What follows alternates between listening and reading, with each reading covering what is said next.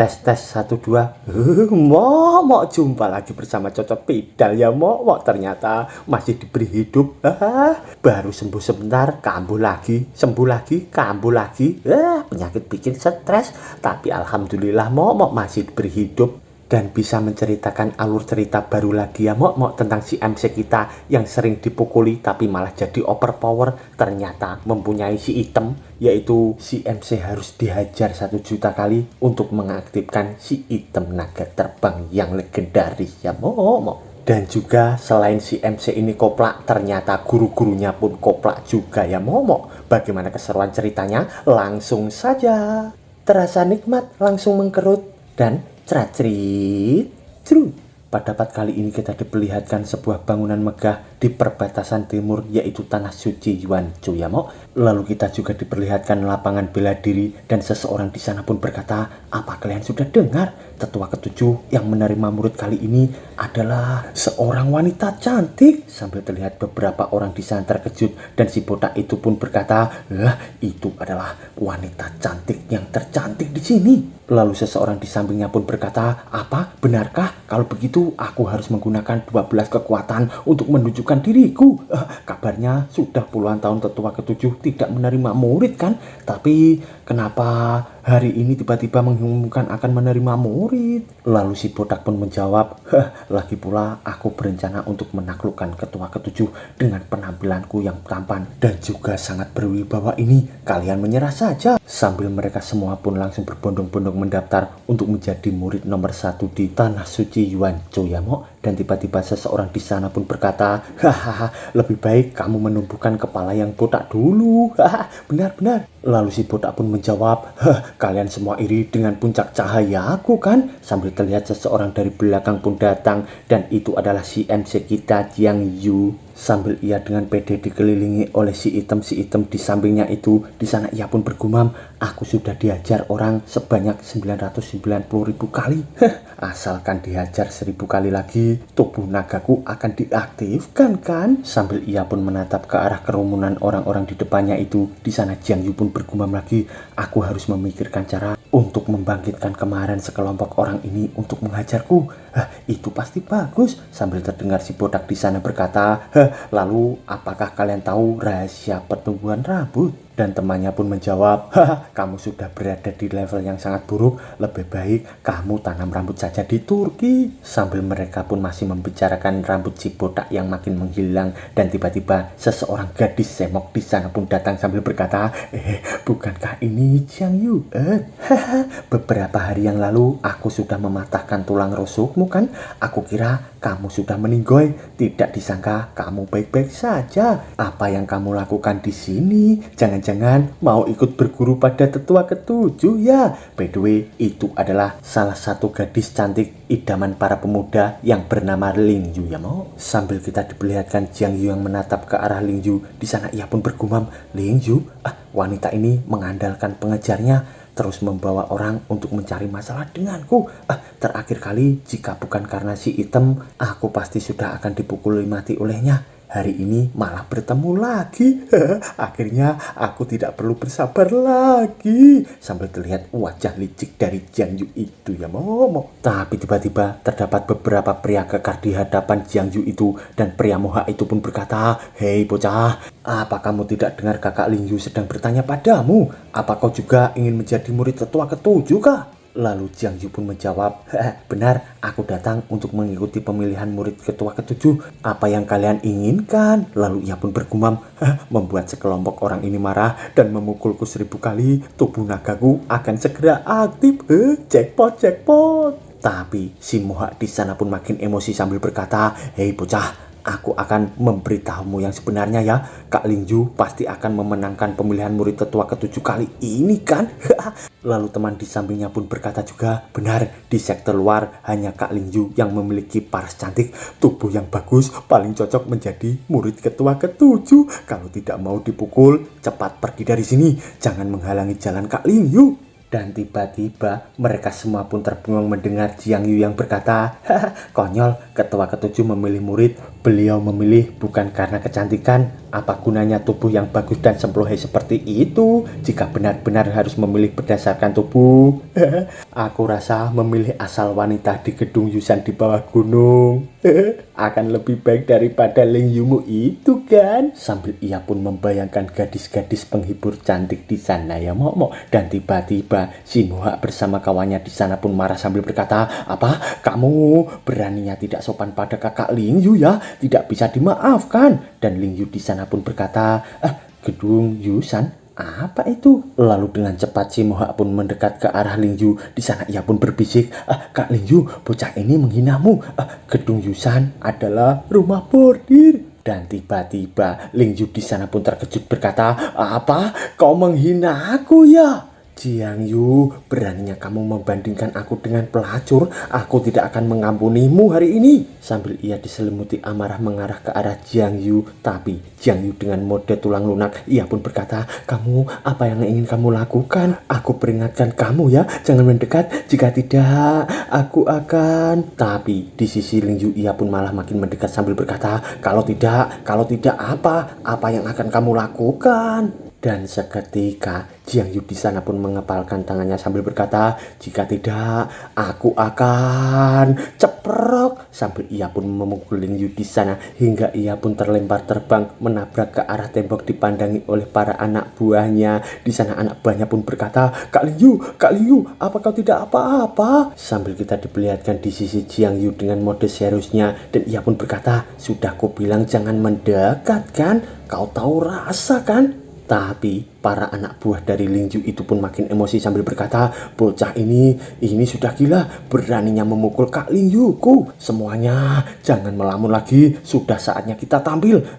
Bocah sialan, sepertinya beberapa hari tidak memukulmu, kulitmu jadi kencang ya." Sambil mereka semua pun menyerang ke arah Jiang Yu dengan bersamaan dan si Mohak pun berkata lagi, "Beraninya kamu memukul dewiku, aku tidak akan mengampunimu. Ini semua demi cinta." Tapi beda dengan Jiang Yu di sana yang malah jongkok dan ia pun senang sambil bergumam, "Sesuai keinginanku, ini semua adalah jackpot." Dan mereka semua pun menghajar Ling Yu dengan bersamaan dan bertubi-tubi di sana. Dan si Mohak pun berkata, "Pergilah ke neraka. Jika tetua ketujuh melihat kita yang begitu perkasa dan tampan, mungkin saja dia akan menerima kita sebagai muridnya. Terus pukul dia."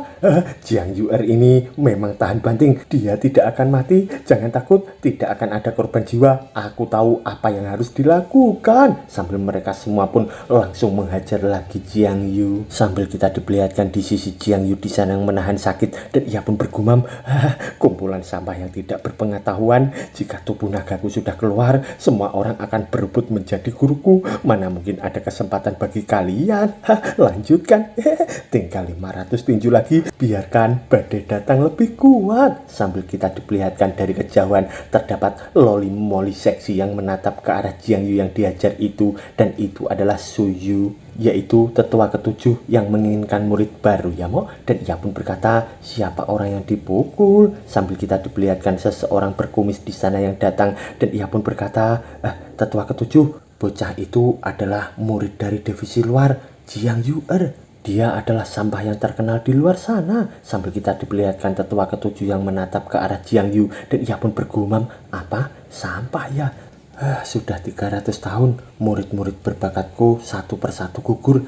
Kali ini..." Sambil ia pun langsung melompat ke arah Jiang Yu itu. Di sana ia pun bergumam lagi, "Aku terima satu murid sampah saja." Sambil ia pun melayang menatap ke arah Jiang Yu yang masih dipukuli, dan Pak Kumis di sana pun berkata, Untuk mencegah korban yang tidak bersalah mati atau terluka, tetua ketujuh belum menerima murid selama 30 tahun.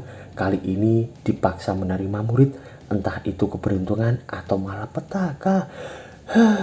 Biarkan saja." Sambil ketua ketujuh yang loli moli seksi itu pun langsung mendarat di arena Dan terdengar Mohak di sana yang berkata, bunuh sampah ini, balaskan dendam Kak Ling Yu. Sampah seperti ini masih punya muka untuk ikut seleksi. Dan tiba-tiba tetua ketujuh di sana pun berkata, hentikan, hasil penerimaan murid sudah keluar. Sambil ia pun makin mendekat ke arah para gerombolan yang menghajar Jiang Yu itu. Dan di sana mereka semua pun terkejut menatap ke arah tetua ketujuh yang loli moli seksi itu ya Momo. Di sana si Mohak pun berkata, hei, apa yang kamu katakan? Kami belum bertemu dengan tetua ketujuh. Bagaimana mungkin hasil penerimaan murid sudah keluar? Kamu jangan bicara sembarangan ya. Sambil mereka semua pun tidak tahu bahwa yang dihadapi adalah tetua ketujuh. Dan di sana teman lainnya pun berkata, gadis kecil, kamu imut sekali. Paman akan mentraktirmu makan permen ini ya. Dan tiba-tiba mereka semua pun diabaikan oleh tetua ketujuh yang mengarah ke arah Jiang Yu. Dan di sana ia pun berkata, hei bocah. Dan Jiang Yu pun menatap ke arah tetua ketujuh itu. Di sana tetua ketujuh pun berkata, kamu terpilih menjadi murid. Sambil Jiang Yu pun terbengong sambil berkata, hah? Aku terpilih?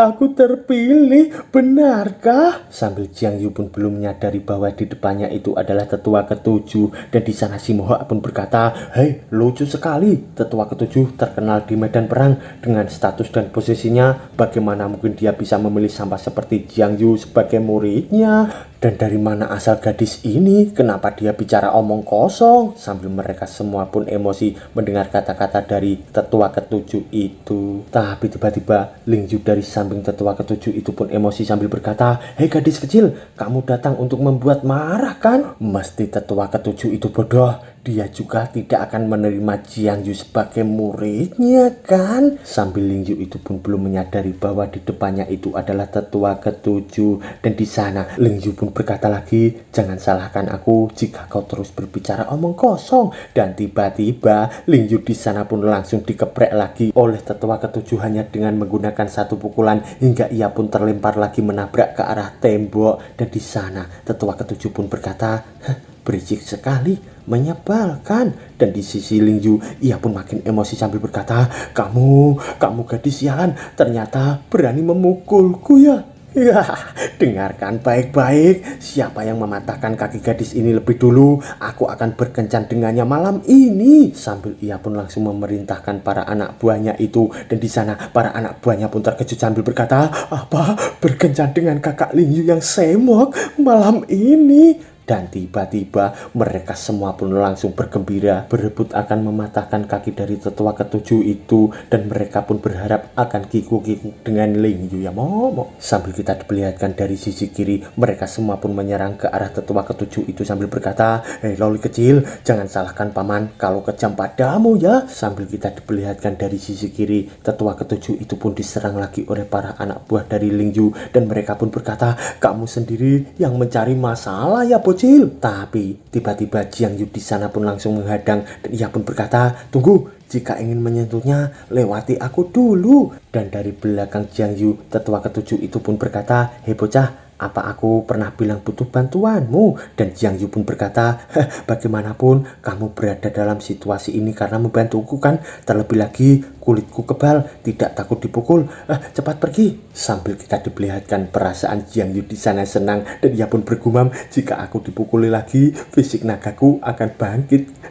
Bagaimana aku bisa melewatkan kesempatan besar ini? Dan tiba-tiba para anak buah dari Ling Yu itu pun makin emosi menyerang ke arah Jiang Yu. Dan mereka semua pun berkata, Jiang Yu ingin menjadi pahlawan ya? Karena kamu ingin menjadi pahlawan, maka kami akan mengabulkan keinginanmu. Teman-teman, habisi dia. Dan di sisi Jiang Yu, ia pun makin senang memberikan tubuhnya untuk dipukul mereka. Dan ia pun bergumam, silakan menghajarku sampai puas ya.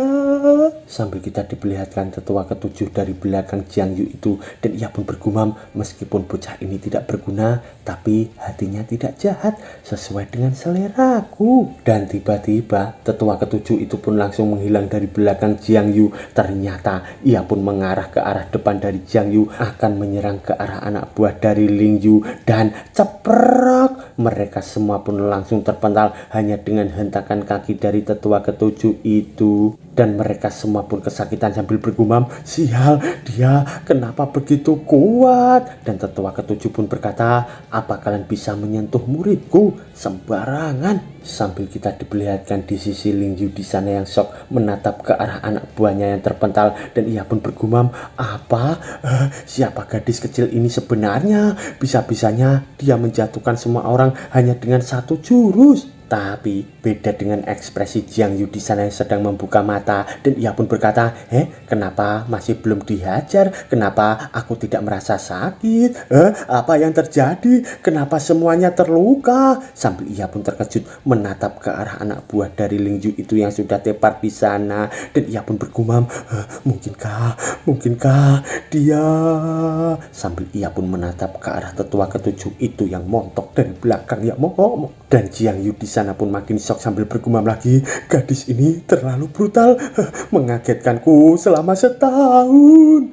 Ternyata ia kecil-kecil si cabai rawit, dia sangat kuat." Dan tiba-tiba seseorang di sana pun datang hingga membuat Ling Yu pun terkejut menatap ke arah belakang. Dan ternyata lagi itu adalah tim patroli. Di sana tetua tim patroli pun berkata, "Siapa yang membuat keributan di sini?" Dan di sisi Ling Yu, ia pun dengan senang bergumam, "Itu tim patroli, baguslah orang-orang ini datang tepat pada waktunya." Lalu ia pun mendekat ke arah tetua tim patroli. Lalu Ling Yu pun berkata, "Tuan, kamu harus membantu kami. Gadis kecil itu yang membuat masalah di sini. Gadis kecil ini tidak hanya pura-pura menyebarkan perintah tetua ketujuh, dia juga menyerang kami tanpa alasan." Sambil terlihat tetua ketujuh itu yang hanya terdiam menatap ke arah tim patroli itu, dan tiba-tiba tim patroli di sana pun menyadari, dan ia pun bergumam, "Itu dia."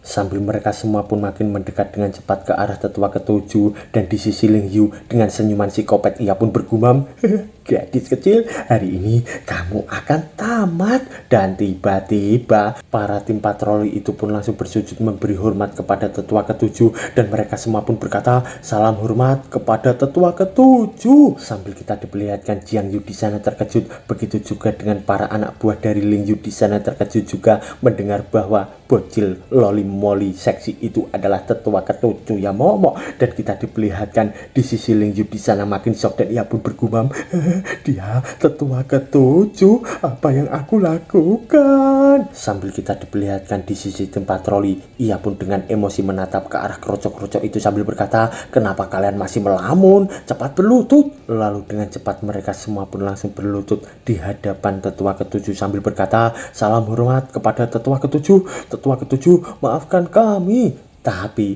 Ling Yu di sana pun malah berdiri terdiam menatap ke arah tetua ketujuh, dan ia pun berkata, ini bagaimana mungkin?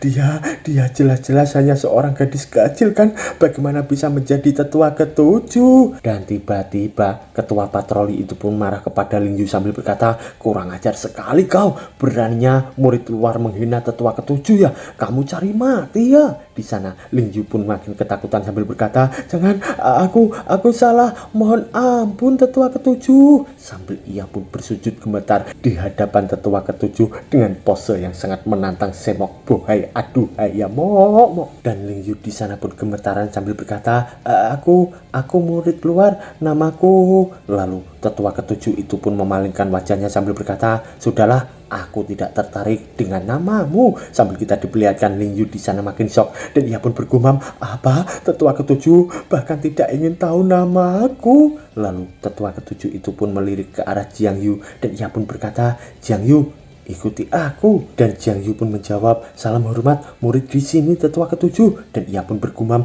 apakah dia ingin menghukumku karena masalah tadi ya? Tapi tiba-tiba Jiang Yu di sana pun terkejut mendengar tetua ketujuh yang berkata, "Mulai sekarang kamu adalah muridku." Dan Jiang Yu pun bergumam, "Apa? Aku murid ketua ketujuh?" Dan ketua ketujuh pun melirik ke arah Jiang Yu lagi sambil berkata, "Ayo cepat, ikuti aku." Tapi tiba-tiba tetua ketujuh di sana pun langsung terdiam terkejut mendengar Jiang Yu yang berkata, "Tunggu sebentar."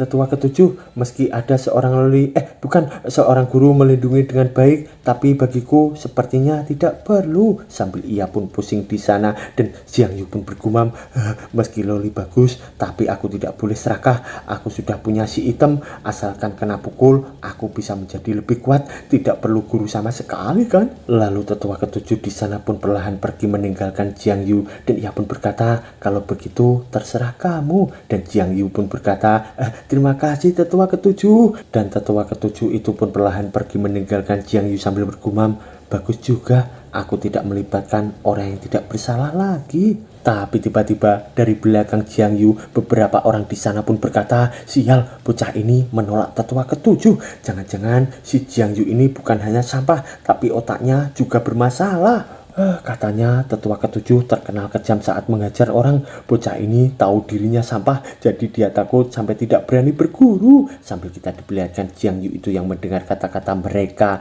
dan di sana Jiang Yu pun langsung senang sambil berkata, itu bagus. Terkenal kejam saat mengajarkan. Dan di sana dua orang itu pun berkata, kenapa tatapan bocah ini sepertinya minta dipukuli? Wajahnya bikin emosi. Sambil kita diperlihatkan Jiang Yu di sana senang dan ia pun bergumam, dengan kekuatan tetua ketujuh, satu pukulan darinya sebanding dengan 100 pukulan biasa kan? Jika menjadi muridnya dan mencari masalah dengannya setiap hari, aku akan menerima beberapa tamparan kan? Bukankah itu sangat bagus? Dan tiba-tiba Jiang Yu di sana pun langsung berlari menuju ke arah tetua ketujuh, dan di sana ia pun berkata, guru, tunggu aku. Sambil ia pun langsung berlutut ngepot-ngepot di sana menuju ke arah tetua ketujuh, dan kita diperlihatkan dengan rem pakem Jiang Yu itu pun langsung berhenti di belakang tetua ketujuh hingga membuat tetua ketujuh di sana pun bertanya-tanya. Tapi tiba-tiba Jiang Yu di sana pun langsung merangkul kaki dari tetua ketujuh sambil berkata, guru, jangan pergi dulu. Aku pikir masalah menerima murid ini bisa didiskusikan lagi kan? Lalu tetua ketujuh pun menjawab, bukankah kamu tidak setuju? Dan juga tadi kamu juga sudah dengarkan, aku sangat ketat dengan muridku. Aku sangat kejam dalam mengajar orang. Sambil kita diperlihatkan Jiang Yu di sana yang langsung mengelus-ngelus kaki dari loli moli seksi itu, dan ia pun berkata, aduh, bukankah ini kebetulan sekali? Aku selalu menetapkan standar tinggi dan memiliki tuntutan yang ketat pada diriku sendiri. Kita sebagai guru dan murid itu benar-benar pasangan yang tidak tertandingi, pasangan tidak tergantikan, tidak ada duanya di dunia ini, guru. Sambil ia pun dengan penuh omong kosong merayu untuk dijadikan murid oleh tetua ketujuh, dan di sana tetua ketujuh pun bergumam, bocah ini sepertinya menarik. Lalu ia pun berkata, kalau begitu, sambil ia pun langsung memegang erat baju dari Jiang Yu itu, dan tetua ketujuh pun berkata lagi, ikutlah denganku. Sambil ia pun terbang membawa Jiang Yu itu pun melayang di langit sana, dan Jiang Yu pun berkata, oh my god, aku terbang. Sambil mereka semua pun menatap ke arah Jiang Yu yang dibawa oleh tetua ketujuh itu, dan mereka semua pun berkata, ini sangat tidak masuk akal. Jiang Yu begitu mudahnya menjadi murid tetua ketujuh. Keberuntungan macam apa yang dimiliki Jiang Yu ini? Kenapa sampah seperti dia bisa dipandang oleh tetua ketujuh? Sambil kita diperlihatkan murid yang sangat tampan sedang berkaca di cermin iblis hingga cermin itu retak ya momo, dan ia pun berkata, baik itu bakat ataupun penampilanku pasti 1000 kali lebih baik dari Jiang Yu kan? Bagaimana tetua ketujuh bisa tertarik padanya, padahal aku kan lebih tampan? Sambil kita diperlihatkan di sisi Ling Yu di sana gemetar berdiri, dan ia pun berkata, Jiang Yu, aku pasti akan membalas kembali penghinaan hari ini. Tunggu saja kamu ya. Sambil ia pun berjalan emosi pergi dari lapangan itu, dan tiba-tiba terdapat asap hitam di hadapan Ling Yu itu, dan asap itu pun seakan-akan menyerupai sosok wanita cantik. Di sana sosok itu pun berkata, sifat, fisik, kondisi, semuanya memenuhi syarat, pilih dia saja. Dan tiba-tiba sosok itu pun langsung di hadapan Ling Yu. Di sana sosok itu pun berkata lagi, haha, gadis kecil, apakah kamu ingin masuk ke bagian sekte internal? Sambil kita diperlihatkan juga Ling Yu di sana terkejut, dan ia pun berkata, siapa kau? Lalu sosok itu pun berkata lagi, aku adalah orang yang bisa mengirimmu ke bagian sekte internal. Selain itu, aku juga bisa membantumu menghabisi Jiang Yu demi membalaskan dendammu. Di sana Ling Yu pun berkata, kenapa kau mau membantuku? Dan sosok itu pun menjawab, tentu saja aku ingin membuat kesepakatan denganmu. Sambil ia pun mengarahkan jari telunjuknya yang berkobar aura kegelapan itu ke arah kening dari Ling Yu. Dan di sana Ling Yu pun merasakan sesuatu sambil bergumam, apa itu benar? Kamu ingin aku menghabisi seseorang? Dan sosok itu pun berkata, shh, diam dulu, sebentar lagi akan ada orang yang menjemputmu. Ingat janji kita, jangan beritahu siapapun, kalau tidak bisa mati loh. Sambil ia pun perlahan menghilang dari hadapan Ling Yu. Dan di sana Ling Yu pun terdiam menatap ke arah hilangnya sosok itu. Dan Ling Yu dengan tatapan emosi, ia pun bergumam, aku Ling Yu bukanlah orang yang bisa diatur seenaknya tahu. Sambil kita diperlihatkan beberapa saat kemudian di tempat lainnya, yaitu di tanah suci Yuanshu, di istana suci ya mau. Lalu kita diperlihatkan seseorang di istana itu yang sedang layah-layah, dan seseorang yang memberi hormat sambil berkata, itulah semua yang terjadi tetua. Sambil kita diperlihatkan gadis berbaju hijau itu yang bernama Guang Yang Yun, dan ia pun berkata lagi, tetua, ketua ketujuh sudah 30 tahun tidak menerima murid. Kali ini dia malah menerima murid yang tidak berguna. Ini jelas-jelas sedang beradu denganmu. Sambil kita diperlihatkan seseorang yang layah-layah tadi, dan itu adalah pemimpin tanah suci Luo Wei. Di sana ia pun berkata, aku mengerti. Sambil ia pun mengeluarkan dari tangannya itu dengan aura membara berkilauan, lalu memberikannya ke arah Guan Yang Yun. Dan pemimpin istana suci itu pun berkata lagi, perintah dari pemimpin suci, cabut izin penggunaan obat Suju selama 3 bulan. By the way, Suju adalah tetua ketujuh ya mau. Di sana Guan Yang Yun pun berkata, hamba menerima perintah. Dan pemimpin istana suci itu pun berkata, adik, jangan salahkan kakak kejam ya.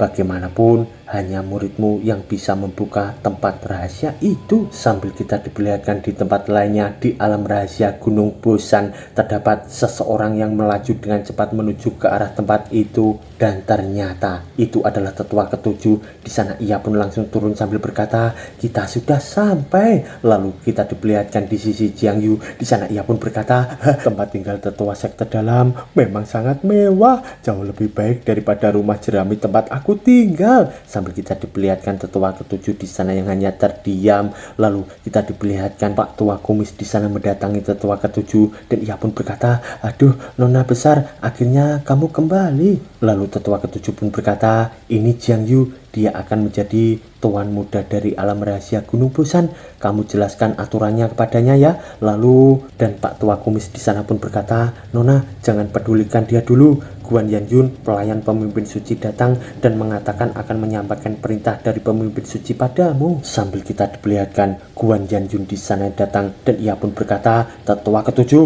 ada perintah dari pemimpin suci, izin menggunakan obatmu selama 3 bulan dicabut. Sambil ia pun memperlihatkan token yang diberikan ketua suci itu kepada Guan Yan Yun. Lalu tetua ketujuh itu pun langsung membalikan badannya sambil berkata, aku mengerti. Dan ia pun bergumam, sepertinya kalian akhirnya muak ya. Baguslah, karena aku juga muak. Sambil kita diperlihatkan Guan Yan Yun di sana menatap ke arah tetua ketujuh, dan ia pun bergumam juga, kenapa tidak ada reaksi sama sekali? Bukankah berita obat terputus seharusnya membuat si Suyu ini sangat marah? Tapi tiba-tiba Pak Tua Kumis di sana pun marah sambil berkata, gadis kecil, kamu membuat masalah untukku kan? Nona besar kami terluka karena sekte. Selama 30 tahun ini dia sudah banyak menderita. Apa kalian masih ingin menghentikan obatnya? Sambil terlihat Jiang Yu di sana menatap ke arah Pak Tua Kumis itu, dan di sana Jiang Yu pun bergumam, ternyata tetua ketujuh terluka parah ya.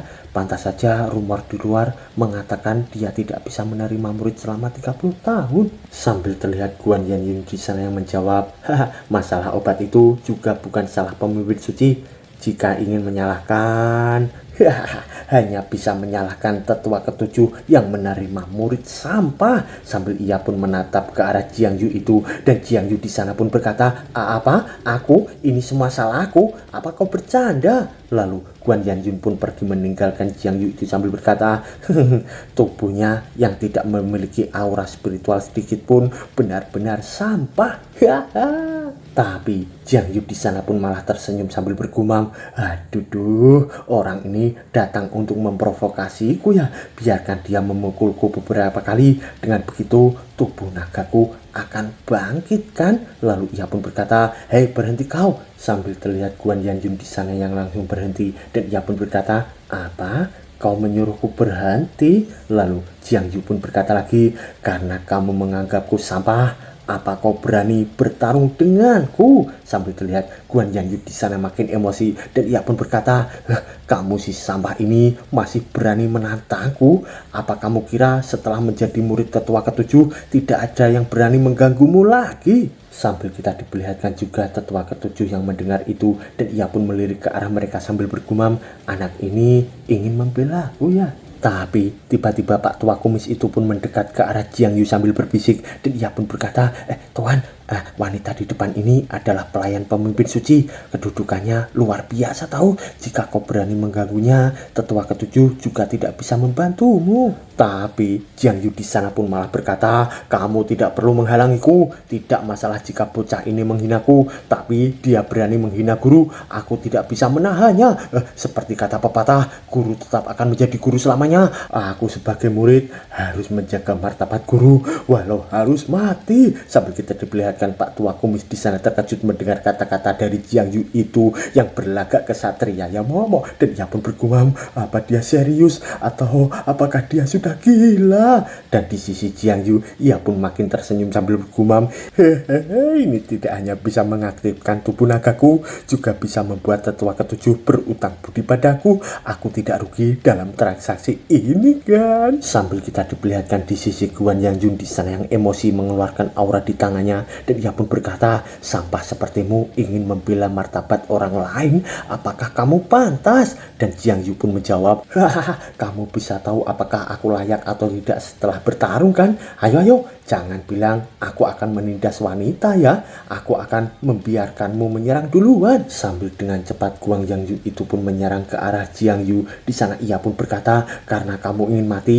maka aku akan mengabulkan permintaanmu. Sambil kita diperlihatkan serangan dari Guan Yanjun itu yang mengarah ke arah wajah dari Jiang Yu dan ceprok. Kaki dari Guan Yanjun itu pun langsung menendang Jiang Yu hingga ia pun terlempar jauh di sana. Dan kita diperlihatkan Pak Tua Kumis itu yang menatap ke arah Jiang Yu yang tepar di sana. Lalu ia pun bergumam, matilah dia.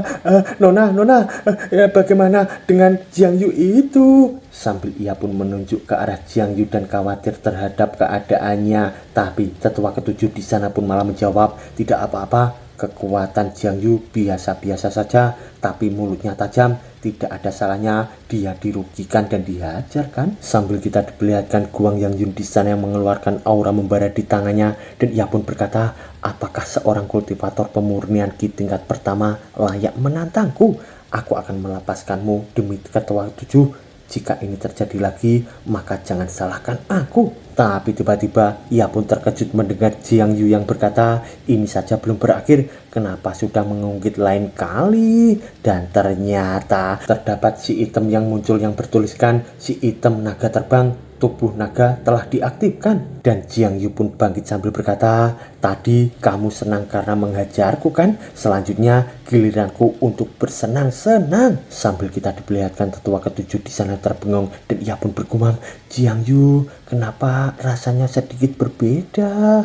Sambil ia pun menatap ke arah Jiang Yu itu. Dan tiba-tiba Guan Yanjun di sana pun akan menyerang lagi ke arah Jiang Yu dan ia pun berkata, ternyata masih bisa berdiri ya, teruslah berbaring. Sambil kita diperlihatkan Jiang Yu di sana mengeluarkan aura membaranya juga dan ia pun berkata, yang seharusnya berbaring adalah kamu tahu. Ceprok. Sambil kita diperlihatkan benturan aura membara dari serangan mereka berdua yang membentuk gejolak yang sangat dahsyat di sana. Dan ternyata tangan dari Guan Yanjun di sana pun langsung retak patah dengan seketika akibat hantaman kaki dari Jiang Yu hingga membuat ia pun terkejut, lalu ditendang lagi oleh Jiang Yu di bagian leher hingga ia pun terlempar jauh di sana. Dan kita diperlihatkan Guan Yanjun yang terlempar menggelundung di area itu hingga membuat ia pun langsung tepar dan Jiang Yu pun mendekat ke arah Guan Yanjun itu. Dan ternyata Guan Yanjun di sana pun langsung bonyok dengan muka yang amburadul ya momo. Lalu Jiang Yu pun berkata, dikalahkan oleh sampah sepertiku yang hanya berada di tahap pemurnian ki tingkat pertama. Apakah kamu puas? Sambil ia pun menatap ke arah Guang Yanjun di sana yang mencotot dengan putingnya yang berkilauan di sana. Ya Momo, itu gambar apa ya? Lalu Guang Yanjun di sana pun langsung muntah darah sambil berkata, aku sudah mencapai tahap pemurnian ki puncak. Bagaimana mungkin kamu bisa mengalahkanku? Sambil kita diperlihatkan kesombongan batin dari Jiang Yu di sana yang berkata, tidak disangka baru berguru aku sudah mengaktifkan tubuh naga. Berguru padanya sungguh pantas. Lalu dengan cepat ia pun menunjuk ke arah si hitam dan ia pun berkata, aku harus segera memeriksa kemampuanku sekarang. Sambil kita diperlihatkan si hitam di sana muncul yang bertuliskan, si hitam naga terbang, tubuh naga telah diaktifkan, kemampuan tidak terkalahkan di tahap pemurnian ki. Kemahiran tubuh naga 1%. Dan Jiang Yu pun berkata, tubuh naga ini terlalu kuat, bahkan bisa membuatku menjadi tak terkalahkan di tahap pemurnian ki. Sambil Jiang Yu pun masih menatap ke arah si hitam di depannya itu, lalu Jiang Yu pun berkata, ku dengar murid terbaik di sekte Mu Cenggang kan juga baru mencapai tahap pemurnian ki puncak. Berarti aku sudah tidak terkalahkan di antara semua murid di tanah suci Yuanzhou. Lalu ia pun menangis sambil berkata juga, aku kesulitan sekali, hatiku sakit sepanjang hari. Setelah dipukul sebanyak itu, akhirnya aku mendapatkan hasilnya. Aku sangat kuat, hebat, aku sungguh sedih, aku sangat menyedihkan. Sambil ia pun dipandangi oleh Pak Tua Kumis di sana, dan Pak Tua Kumis pun bergumam, apakah anak ini sakit? Sebentar-bentar menangis dan juga tertawa. Apa dia benar-benar sudah gila? Tapi tiba-tiba dari hadapan Jiang Yu terdapat tetua ketujuh yang berdiri ngangkang. Di sana ia pun berkata, Jiang Yu. Lalu Jiang Yu pun menjawab, guru, lihatlah, aku bisa mengalahkannya dengan satu pukulan. Dan tiba-tiba Jiang Yu di sana pun langsung terdiam seketika menatap ke arah tetua ketujuh. Lalu Jiang Yu pun ketakutan berkata, suasananya sepertinya ada yang tidak beres. Dan ternyata tetua ketujuh pun berkata, Jiang Yu, kamu menyembunyikan kekuatanmu ya. Dan Jiang Yu pun ketakutan berkata juga, guru, dengarkan penjelasanku. Aku sebenarnya aku baru saja menerobos. Ceprok. Sambil ia pun langsung dipukul oleh tetua ketujuh. Di sana tetua ketujuh pun berkata, masih berani menipuku ya. Sambil kita diperlihatkan si hitam yang muncul di sana yang bertuliskan kemahiran tubuh naga 38%. Dan ceprok lagi, ia pun dihantam oleh tetua ketujuh. Dan tetua ketujuh pun berkata juga, dasar murid tidak berbakti, kamu tahu kenapa aku menerimamu kan? Karena kamu adalah sampah tahu. Sambil terlihat lagi si hitam di sana muncul bertuliskan kemahiran tubuh naga 69%. Ceprok. Sambil ia pun ditendang lagi oleh tetua ketujuh. Dan di sana tetua ketujuh pun berkata juga, tidak disangka kamu bukan sampah, kamu adalah seorang jenius ya. Sambil terlihat lagi si hitam yang muncul di sana yang bertuliskan kemahiran tubuh naga 98%. Sambil mereka berdua dipandangi oleh Pak Tua Kumis. Di sana Pak Tua Kumis pun berkata, memukul tanda sayang, memarahi tanda cinta. Tuan Jiang Yu, jangan salahkan Nona. Nona takut kamu mati karena begitu emosional. Sambil kita diperlihatkan Jiang Yu di sana yang bonyok dan gemetar, dan ia pun berkata, guru, tenangkan emosimu. Kekuatanmu terlalu besar, tubuhku tidak bisa menahannya. Bisakah memberiku waktu istirahat sebelum melanjutkannya? Waduh, wajahnya mok. Tapi tetua ketujuh di sana pun malah mengeluarkan aura membara di tangannya, dan ia pun berkata, aku paling benci dibohongi karena kamu bukan sampah. Kalau begitu aku akan kuubah kamu menjadi sampah. Sambil ia pun langsung menghajar lagi, mengarahkan serangannya ke arah Jiang Yu. Dan tetua ketujuh menatap ke arah Jiang Yu itu sambil bergumam, maafkan aku Jiang Yu, tapi lebih baik menjadi sampah daripada mati. Dan Jiang Yu pun berkata, sial guru, kamu serius ya? Ceprok. Dan serangan tetua ketujuh itu pun langsung terkena telak di bagian dada dari Jiang Yu. Di sana terdapat si hitam lagi yang muncul bertuliskan kemahiran tubuh naga 99%, kemahiran tubuh naga 100%. Dan seketika Jiang Yu di sana pun mengeluarkan aura membara hingga membuat tetua ketujuh di sana pun terbengong menatap ke arah aura dari tubuh Jiang Yu itu yang berkobar membara. Di sana tetua ketujuh pun berkata, apa yang terjadi? Energi yang luar biasa. Ini keluar dari tubuh Jiang Yuer ini. Sambil ia pun merasa sakne dengan aura yang dipancarkan oleh Jiang Yu itu. Dan kita diperlihatkan Pak Tua Kumis di sana yang khawatir sambil berkata, Nona, Nona, menghindar. Dan ternyata mereka berdua pun berada di dalam gejolak aura membara yang dikeluarkan oleh Jiang Yu itu. Dan ternyata lagi tetua ketujuh di sana pun berubah menjadi cantik dan ia pun berkata, aku ternyata sudah pulih. Sambil terlihat ia yang makin montok ya Dan kita diperlihatkan juga Pak Tua Kumis di sana terkejut berkata, Nona, kamu sudah pulih. Ada apa ini? Dan tetua ketujuh pun menjawab, tadi energi yang ada di sekitar tubuh Jiang Yu menggerakkan energi aneh yang ada di dalam tubuhku. Sambil ia pun langsung bergumam, apakah aku kembali ke wujud asliku karena Jiang Yu? Sambil ia pun menatap ke arah Jiang Yu di sana yang bonyok dan Jiang Yu pun berkata, wah, guru sudah besar dan juga putih.